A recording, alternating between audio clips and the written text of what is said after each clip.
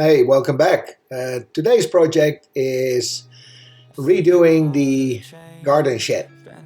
The garden shed used to be the place where they butchered the chickens, and we are going to give it some color and use it as a garden shed for the garden tools. Look, it had some work to be done. The paint had to be removed, and it was all coming off anyway. It has a high pressure cleaner, does the trick. Some brushes had to be taken away. It was going to be overgrown, and then it's ready to go. Now, the story behind this is that no paint could be purchased, and all the paint that we had in the basement had to be used. Or not all, we had to use the paint from the basement, mix it to new colors, and that was what we were going to use.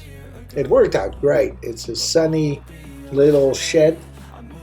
Even some extra tables and hooks were made to put up the tools in the shed. Don't know really what the theme was, but I saw the birth of a peacock feather on the wall, and I think it would be nice to weld something in front of that. The days were nice, so the colors really came out, and that's the final result. Thanks for watching.